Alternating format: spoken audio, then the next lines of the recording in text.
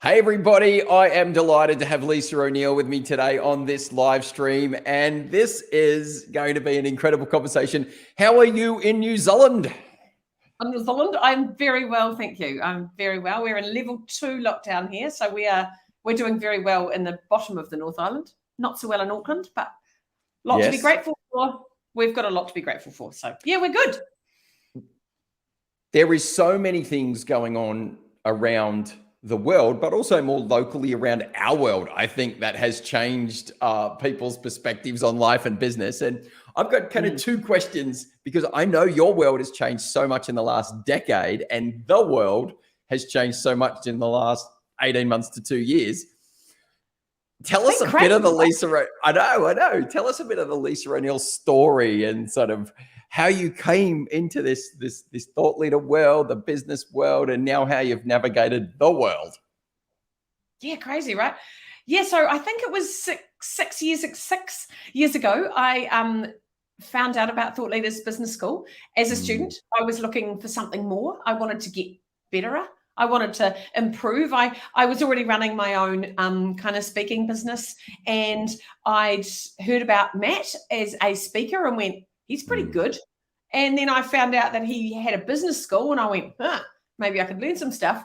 So signed up for that. And if I'm honest, I was a bit naughty. I sort of turned up and went, oh yeah, I'm not going to follow all these rules. I don't think this is for me.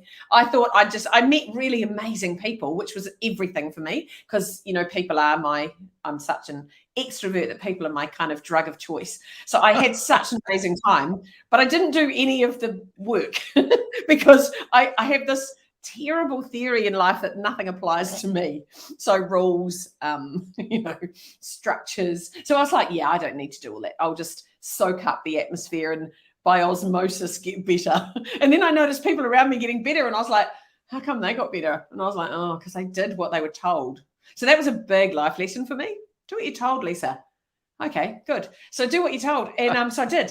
I did what I was told, and that was extraordinary. So I kind of followed the system for the first time I've ever followed a system. And I think that was because I had so much respect for the people I saw following the system. I went, maybe you could try following a system. I was, 44 years old, and I'd never followed a system before. So I thought, give that a shot. So I did that. That was really fun.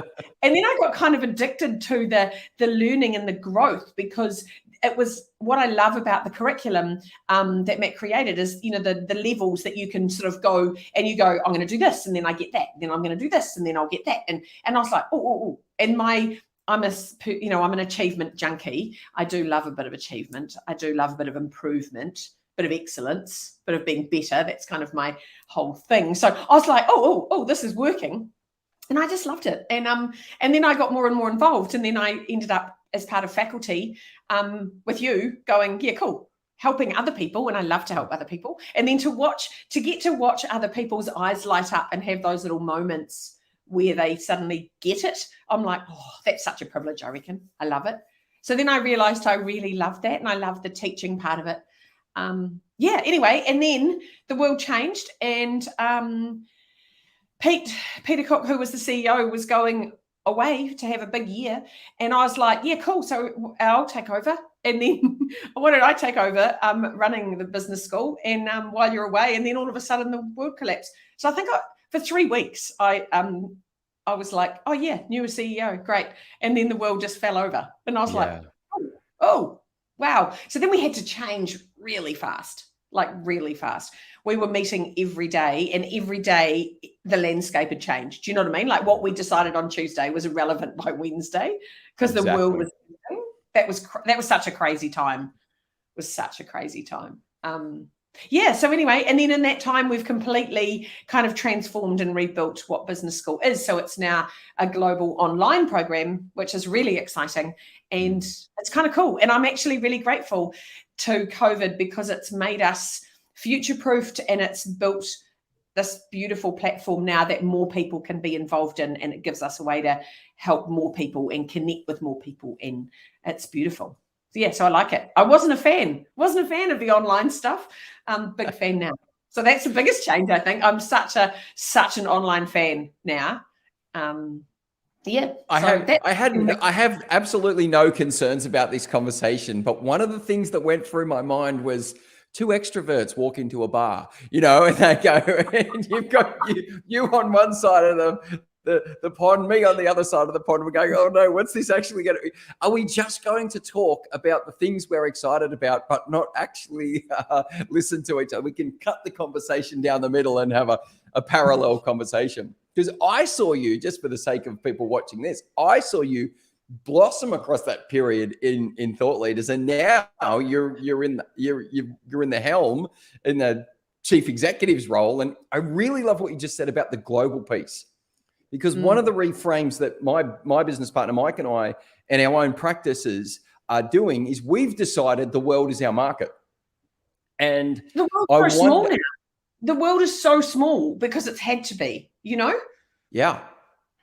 So just really talk about that. Yeah, just talk about that, because I think that's a real key for people that do what we do, but I also think it's a key for thinking about how life and business is working right now. Because the world I find this really weird contradiction that COVID has made us more separate but more together, and the whole global pandemic means that we're separated, as in we can't travel. Like my brother's in Asia and I can't there's this horrible separation and angst that comes with it. But there's more togetherness because we speak every Sunday on a Zoom, which we haven't done, and he's lived overseas for 20 years.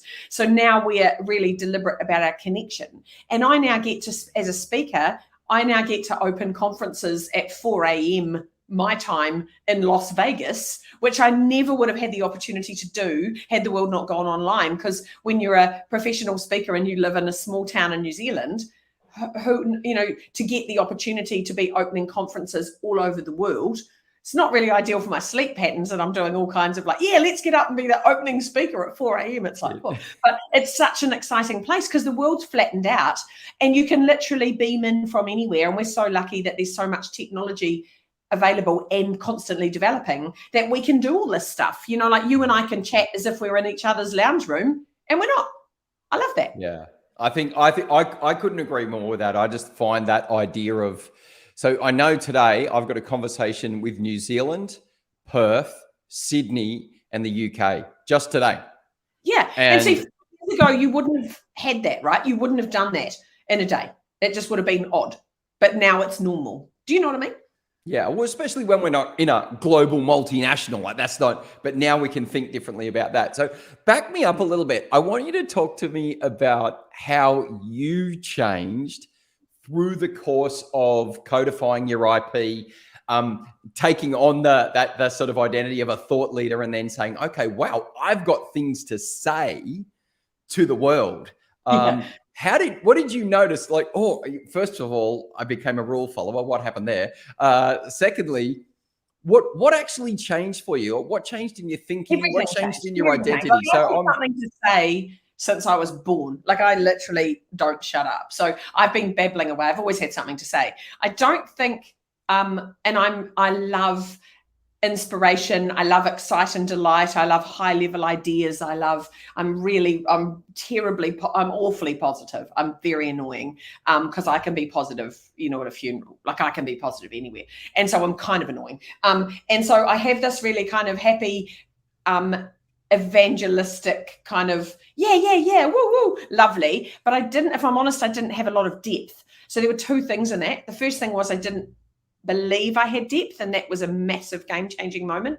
I didn't believe I was clever.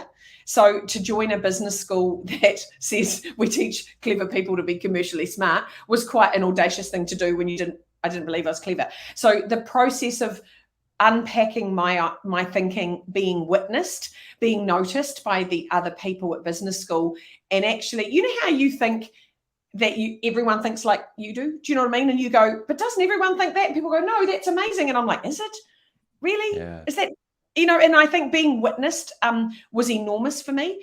That was huge. People were like, hey, you're really clever. And I'm like, am I?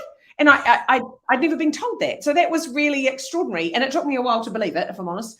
But that was amazing. Then through the structure of the curriculum, I had to take my ideas, and instead of just going high level, lovely, inspiration, actually make them more thorough, more relevant, more elegant, more robust, and really, and forcing my brain to go left brain, right brain, detail, concept, all of that stuff that as the curriculum teaches you to do blew my mind. And I was skeptical at the beginning, and then I started to see the impact. So I would be in a room full of people not like me, like maybe a room full of engineers or something, and they're all like, Yes. that was amazing. And I was like, oh wow, I'm able to access more people because my thinking is more thorough. So I witnessed that, and I was like, this is really cool. And Matt said to me, you're missing half the room, because half the room are like you, or maybe not half, maybe a third of the room are like you, and you're capturing them, but the others are going, I don't know what she's on about, and you're not giving everyone a bit of what they need. And that was a game changer too. So, and then I went, hey, and then I was developing my thinking. And then all of a sudden I would get people emailing me going, oh, I believe you're an expert in motivational leadership. And I'm like, well, wow, maybe. And so I was like, oh, how did that get out?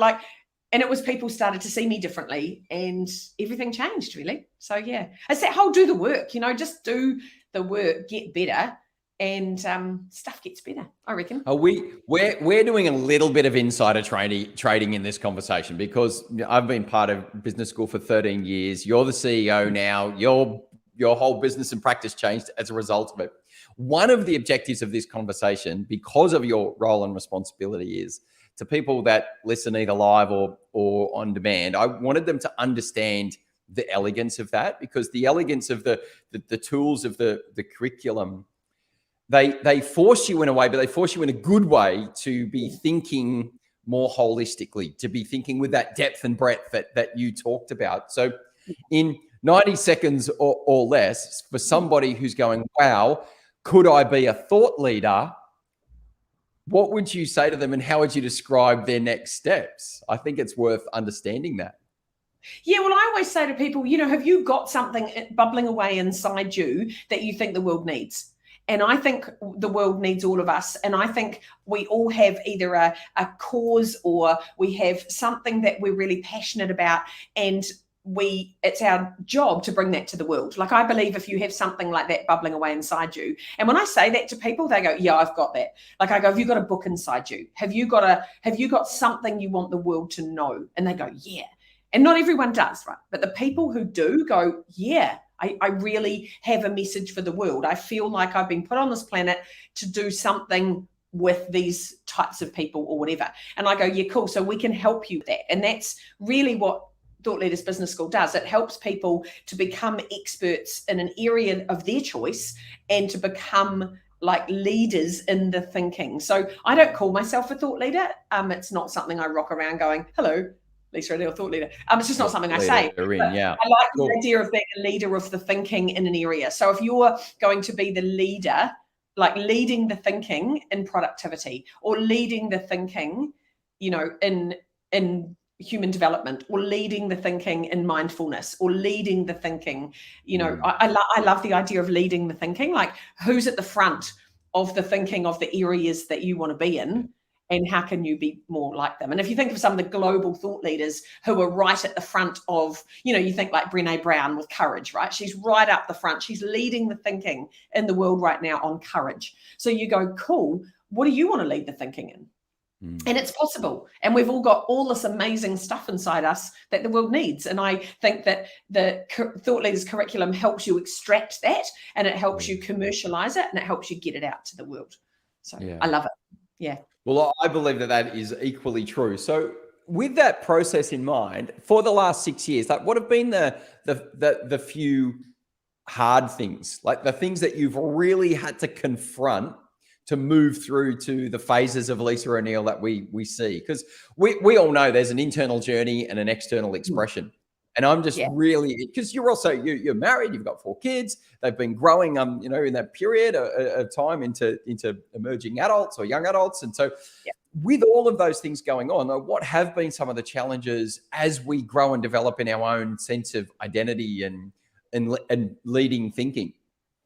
Yeah, look, I think there's so much in that, right? Because I think, look, being married's not easy, having children's not easy, running your own practice isn't easy. There's so much in there that's not easy. Is there anything else you want to sign up for there that's not easy? Do you have a dog? Goldfish. There's a lot of stuff and all that. And, trying to get 4 humans that I grew out of my body into the world, is a massive journey in itself. And I love that. And it's extraordinary. So that's been huge. I've got 2 of my children have left home now and 2 are still at home. So we're sort of in a 50-50 split. So that, and watching them morph is just beautiful, but it's big, like it's massive. And, they talk about little children, little problems, big children, big problems. Like you think when they're little, it's hard. You go, I'll wait till they're big. Like, they get these really big king size problems and you're like, oh. So, that's been huge. I think the biggest thing for me has been my belief in myself and my how I see myself and being able to literally level up. So I've had moments where I remember when Matt said, I reckon you should be part of faculty. And I was like, what? Like, no. I looked at, like, you were on faculty. I looked at all you guys on faculty and went, they're all amazing. Like, I'm not going to be like that. And it's not that I was playing small. It was just that I didn't think I had the consistency, the cleverness, and the kind of structure to be any use to anyone in that space. So, and then all of a sudden I went, okay, I'll give it a shot. Here I am. Gave it a shot.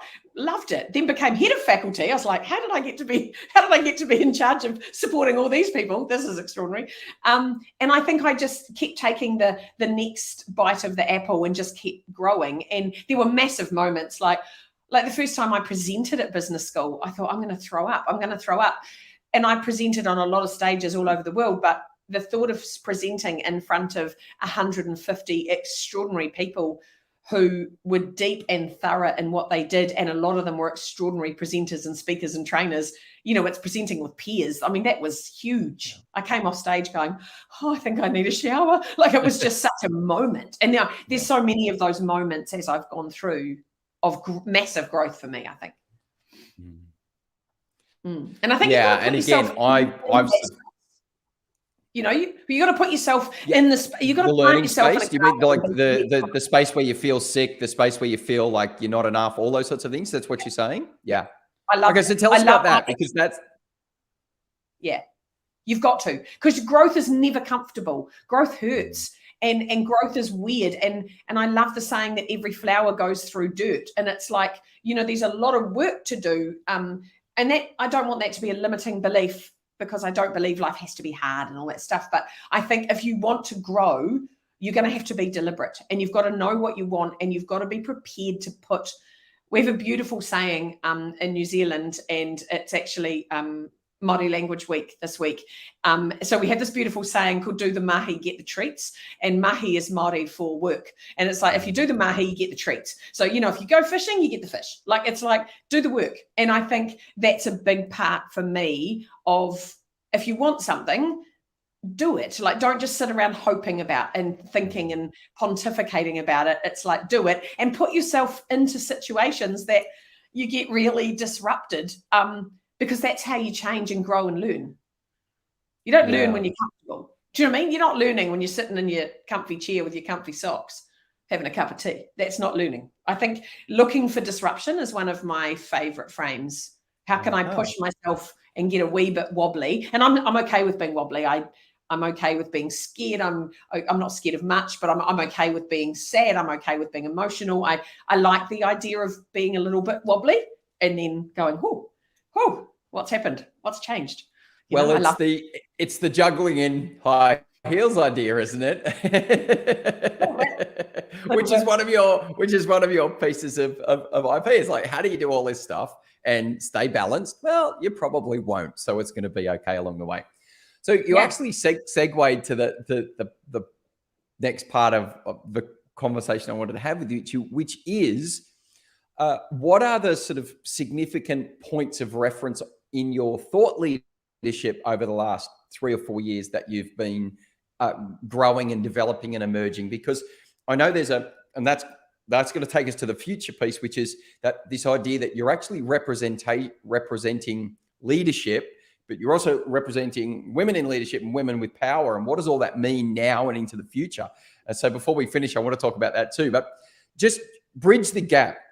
The books, the IP, the big ideas, how that kind of worked out into the marketplace. What have been those markers along the way for you? Yeah, well, so I started off definitely in a world of wanting to help women like me. So women who had big families, big lives, not necessarily big families, but just big lives. People who I've always wanted it all. I've literally wanted everything my whole life. I'm such a Princess I Want Her was my nickname as a child.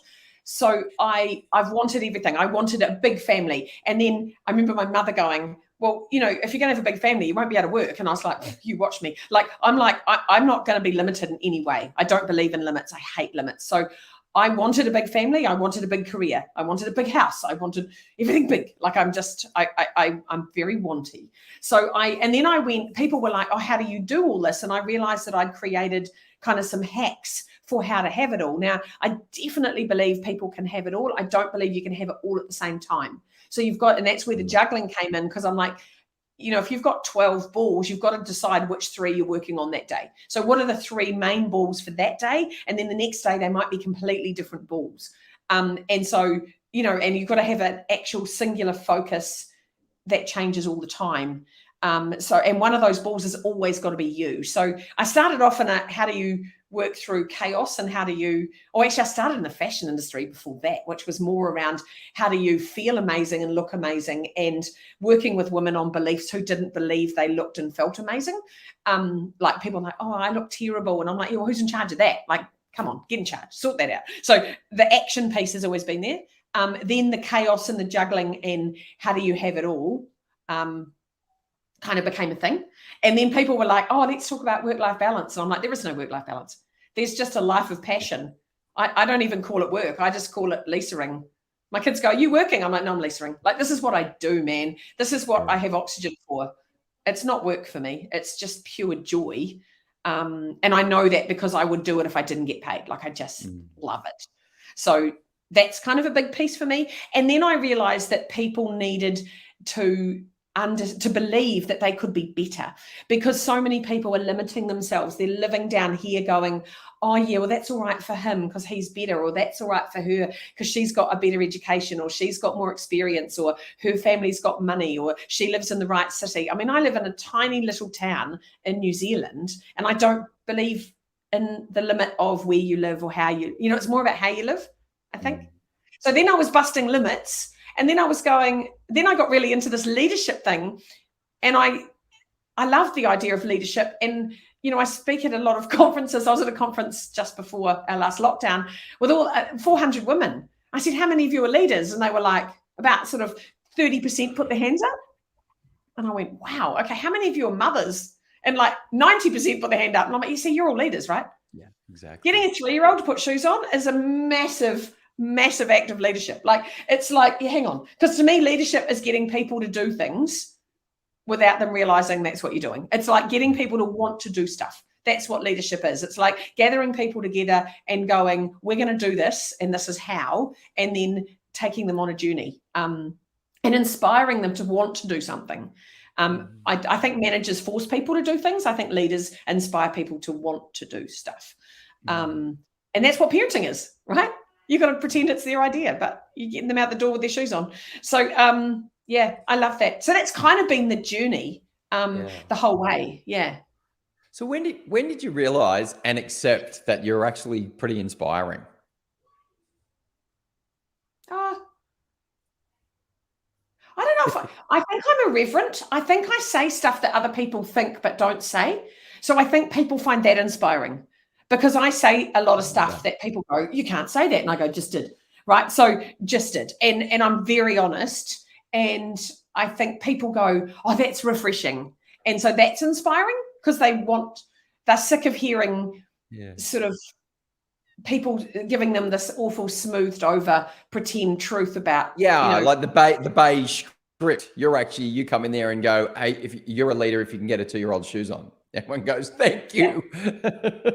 You're a leader, right? And for example. And let's not pretend. You know, life's hard. Like, let's not, like, I'm sick of people pretending this whole, everyone's great and everyone's fine. No, you're not. Like everyone in the world right now is dealing with something hard.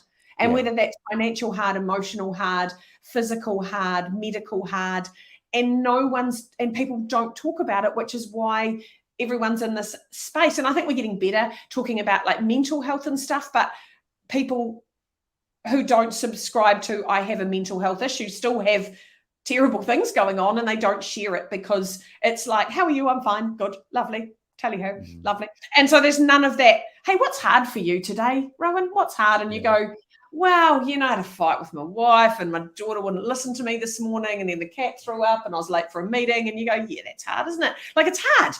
Just getting out of the house is hard. Yeah. And I think people need to acknowledge that, but not buy into it, if that makes sense. Yeah, there's a difference between validating a narrative and joining it, I think. And that's actually something that you're really good at, just by that disarming honesty, because there are different challenges going on right now. You're in New Zealand, I'm in Melbourne. So we're looking at things differently. I've got a friend who had to travel internationally for business, and he emailed me and said, the world over there is way different to the world here. And there's just all these different things going on for people at the moment. I mean, I'm sitting here with the back of my head going, I wonder if our listeners can actually hear the fact that on that side of the door, my kids are currently getting ready for remote learning, and it's not going all that well, because I can hear it, but I don't know if everyone. Very few people, had a family and signed up for let's live together 24 hours a day, and I will be your teacher, your parent, your best friend. Like, wow. Do you know what I mean? Like, I loved my old life where I was away 4 days a week. It made me a better wife and mother. So having to be on the same property as the 5 other people in my family for 2 years has been like, it's not easy. It's not what I designed, right? It's not what I bought into. I did not buy into 24/7. That's, to me, not my idea of a good time. I don't want to be 24/7 with anybody, even the people I love. And that's just honest. So, and that's hard. It's hard. Yeah. People are like, I'm sick of my partner. I'm sick of my children. I'm sick of this house. I'm so sick of them. I'm going to get in the same car and go down to the local athletics track and walk around with that same person. That's how sick of them I am. That's what people's lives are like now in those sorts of things. Yeah. So transition across for me. Have you been specifically focused on women? Has that changed? And then I really want to dig into this women in power and women with power stuff that you're thinking about, and what that means, and what you're seeing in the marketplace and in leadership. And so I'd really love to hear you unpack that. And this is a brand new conversation for me, so I'm so curious to hear what you've got to say. It's kind of quite new for me too, so I'm excited about that. I started off in the fashion industry, and women were kind of a main part of, like, probably 90% of the market I was working in. And then when I got into the parenting journey, obviously I had a lot of experience as a mother. I had no experience as a father, obviously. So I was speaking from where I was coming from. So women were definitely a market, and I was very relatable because I was from a small town. I had 4 children. They were like, oh, you're just like me. I'm like, yeah. So people were like, oh, so you can live a big life and make your life anything you want it to be, even though you have 4 children, even though you live in a small town. And I'm like, yeah, you can do whatever you want, right? So people found that inspiring. So that I ended up with quite a big kind of crew of women around me at events and running online programs and lots of stuff, which I loved. And I love men. And I honestly think it's really hard to be a man these days. I think being a man in 2021 is like being a woman in 1970. You guys can't get it right because there's so much expectation now. It's like, it used to be really easy. To be a man, you brought home the bacon, you played with your kids on the weekend, and you bought your wife flowers for a birthday, and you were good. Now you've got to plait hair, be emotionally intelligent, be accessible to everyone, still be like this hunk of testosterone, but then you've got to be really gentle and understand, you know, the depths of an 11-year-old girl's needs. And it's like, it's just ridiculous that we're asking everyone to be everything. So I have a lot of empathy for that. And I see, you know, I think to be a middle-aged white man in the world right now, it's just mean. Like, it's just mean, because you're wrong no matter what you do. And I go, oh, you poor bugger. This is everything you do is wrong. And they're so scared. And I don't even know if I should respond to that in case I'm wrong. No, don't. You might be wrong, Ron. Don't respond. But it's like, I see these men and I go, and they're petrified, because they go, oh, I've got a female woman in my, you know, a woman leader in my team, and I don't know what's appropriate to say to her, and you know, and everyone's lost all sensibilities, and now the world's gone kind of mad, and no one knows what you can say and what you can't say, and am I allowed to ask, do you have children? Oh, I can't ask that. That's appropriate. You know, it's just, the world's mental. And I think it's really hard to know what's appropriate, what's not appropriate. This PC world is just crazy. And, you know, like my son's school sent home a newsletter that in the future, they will not be referring to parents as mothers and fathers. They will be referring to them as the birthing or non-birthing parent. And I'm like, wow, what, really?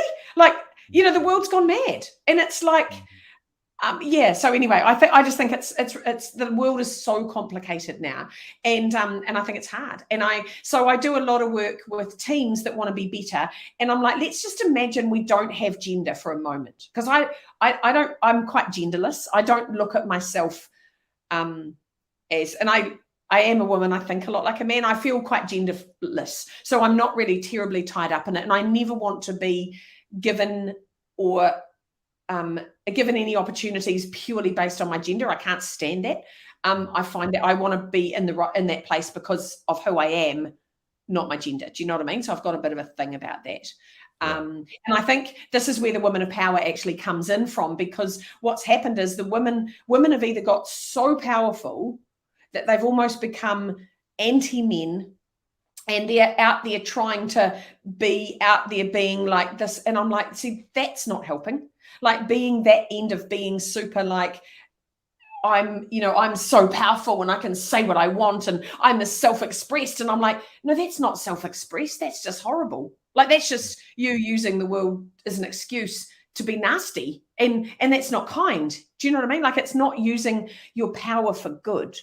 So power for good is what Women of Power is all about. And it's like, how can you be powerful, feel powerful, and work from a space of power? Now, power doesn't have to be aggressive. It's about, do you feel powerful? Do you feel like you've got something to offer the world and you're being listened to, and that it's your right to be heard and it's your right to be here? And that, to me, what power is really about. And I think there's women who have gone way up the end of, I'm so powerful, get out of my way, I can stay and do whatever I want. And they're really aggressive. And I'm like, oh, and then I've got women down here going, oh, I don't matter. And I'm like, oh, no, let's not do either of those things. Actually own your power. So owning your power, I think, is, because if women own their power, everyone benefits. Workplaces benefit, children benefit, husbands benefit, everyone benefits if a woman's in her power. So that's really the base sort of desire behind Women of Power, which is kind of a leadership program that I'm ready to kick off next year with, which is exciting. Yeah, and part of the conversation that I wanted to have was a bit of a front runner to that, just to hear some of the early thinking around it too. So I'm listening, and I'm a female and I'm a leader, and I'm saying, okay, what are the steps that I'm taking to begin to uncover my power if I want to do it in the way you just described? Because I think if we're able to get power and kindness to hold hands, we've got a formidable workplace, irrespective of whether you have a female in a lead role, in the leader, like the number one CEO role, like yours, for example, or a male. It's if we can get power and kindness to hold hands, I think we've got something pretty beautiful happening. So how does somebody begin to move towards that in a way that they want to use it the way you've described? So it's actually used for good. It used so Yeah. other people Yeah, flourish powerful and good. I thrive. think people look at power as power's bad. Power's bad. I was overpowered. And it's like, no. Power, to me, power is everything. Power is your life force and your energy, and knowing what you bring to the table. So if you, and the first step is to get to know yourself. You've got to get to know, what are my strengths? What am I really good at? What, when I do it, does the world become better? And when you're living in a space of strengths, and traditionally, and I'm talking back in my mother's generation, women had this martyry energy of not doing in their strengths. They just did everything because no other bugger was going to. So they live in this resentment obligation culture of, well, I have to because no one else is going to do it. And I'm like, well, no, Judy, they're not if you keep doing it. So what are we doing about that? Like, how do we get you into a space where, like, it's like, if you're really good at 5 things, do those 5 things, do them well. Get some other people in to do the others, but you've got to know what you're good at. You've got to know who you are. So I think getting to know yourself, understanding your preferences. What are your preferences? What do you like? What do you not like? Who do you like to work with? What time of day do you like to work? How do you like to receive information? How do you like to send information? There's so much in all of that as a leader, but also just as a human, of understanding yourself and your preferences, and then knowing when you're in your zone, and knowing it's safe to be you. So there's so much in all of that. Like, is it safe to be you? Is it safe for you to speak your truth? Is it safe for you to sit at a meeting and go, I don't agree with anything you just said, and these are the reasons why, in a way that's not confrontational, that's not emotional, that's just powerful. And it's like that's, and being able to sit with indifference. So I think the world needs all of this at the moment. It's compassion and kindness, and being able to be completely indifferent but still be together. And I love that. I think that's what the world needs.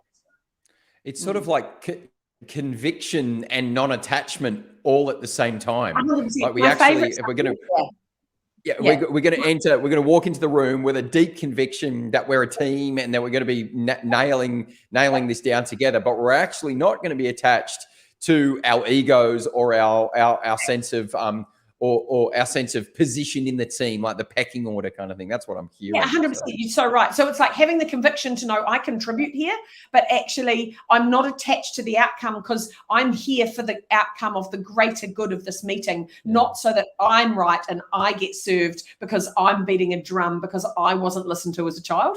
Do you know what I mean? And I feel like all of the problems in the world are just all these adults acting badly. And my favorite saying, like children. In the world, yeah, exactly. And we've now got 46-year-old children in boardrooms, behaving badly. And it's like, so that's a big problem in business. And I look at things, and my favorite saying in the world is to honor everything, but know that nothing matters. And I love the idea of honoring people and places and things, like honoring the environment, honoring the company you work for, honoring the team that you lead, honoring your family, honoring yourself. But I also love the idea that at the end of the day, nothing matters. You die, regardless of what your belief system is. You get in a box, you're on your own. That's it. It's done. And it doesn't matter. It doesn't matter how much money you've got. It doesn't matter how many people were on your team. At that moment, nothing matters. So, and being able to sort of live between, I think honoring is really big, and not enabling is sort of that detachment piece. And there's so much in that, right? Yeah, which I think captures actually part of what the future of leadership is about, which is so much more of a continuum and attention. I have a question for you. I am that father of the 11-year-old that you described, and she is one incredible human. I love her deeply, and I love spending time with her, just one-on-one, just the two of us. I love the fact that she's moved into the next part of her development around, well, now she's forming those independent opinions and independent sense of identity. And my job is our role, my wife and I, our role is to help her flourish and thrive. So each year around International Women's Day, I write an essay called "The Role of Men in the Rise of Women." I'm really curious to hear, with what you're talking about and what's emerging and coming into 2022, what's the responsibility, what's the mindset, and what's the role of a man in the workplace or in life in general with what you're talking about? Because I think it's fascinating that that you speak into that and go, okay, here are some things that would be really useful, Dave. Yeah, well, one of the saddest things for me is that the women's movements have discarded men. And I'm like, that's not okay, because it's like a yin yang, right? So women have so much to learn from men, and men have so much to learn from women. And if we could just stop making each other wrong and just listen to each other. I'm really fortunate that I have an incredible father, and I was raised by a man who believed deeply in me and in my abilities. And I've also had extraordinary mentors. So I call them mentors in my life. And I think as a woman, you can understand. I've learned so much from the things I've learned from men that don't get taught to you as a woman. So whether you like it or not, or whether you believe in it or not, we are raised completely differently. The world responds to us differently. We are treated completely differently. And we don't know, you don't know what you don't know, and I don't know what I don't know. But if I tell you some of the stuff I know and you go, oh, here's some of the stuff I know, we both get better, right? And so instead of actually fighting against it and going, oh, we're all the same, we're not the same. We're not the same. And it's like, no, just let's buy into that, and being able to just honor people and listen and understand and learn. There's so much I've learned in business from men, which is mind-blowing. And like the way men approach leadership and the way women approach leadership, completely different. Neither of them are wrong, but completely different. But I reckon the ultimate is a merge of the two, but we're never going to get there if they're not talking to each other, or they're going, you're wrong and you're wrong. You know, making people wrong is not going to get this right. Yeah. Yeah. I have one of my A statements, right? I can never be right if I make you wrong. So it's exactly how it works. So track me out. The cost of not a year from now, if we miss this opportunity to lean into working together as men and women and really leveraging this idea of women in power, women with power, what is the hope that you what would we miss out on if it didn't go well, number one? And number two, what's that dream that you hold dearly to? So those two kind of opposing ideas. Yeah, look, if it doesn't go well, I think women are going to get angrier. And I don't think angry women is what we need. So you heard it here first, everybody. Yeah. And I think as a woman with women with unmet needs are awful. And part of their responsibility is to get their needs met. And part of their responsibility is to actually explain what they need and to understand and get the world to be more understanding. So unmet needs is a massive problem in homes, businesses, families, relationships, everywhere. And it builds resentment and it just makes people angry. And angry people aren't fun. You know, they're not fun. And so I think that's the problem. If we don't get this right, we're just going to end up with oppositional hatred and anger. And I don't think that's what the world needs. The world needs to come together. And I think understanding is the secret, right? So if we can get this right and we can sort of understand each other and understand ourselves, you've got to understand yourself. That's so important. That's the upside if we can get that right. Yeah. And even that, right? Okay, so we're going to spend the next 12 months understanding. That is hard work. Yeah, so it's like I wrote a blog last week about shoe shifting. And I think the idea of so I've done this my whole life, just kind of, I don't know, I just always did it. I thought it's something everyone did. When I'm even having a conversation, I'm going, okay, what's it like for Rowan right now to be talking to me? How is this going? And what does Rowan need from me? Like, so I'm trying to imagine what it's like to be in your shoes. So when I'm speaking on a stage, I'm trying to imagine what it's like for the people sitting in the room. Am I too much? Am I too boring? Am I too loud? Am I too much? You know, what's going on? What do I need? What are they feeling right now? What do they need from me? How can I meet what they need? How can I be in service to them?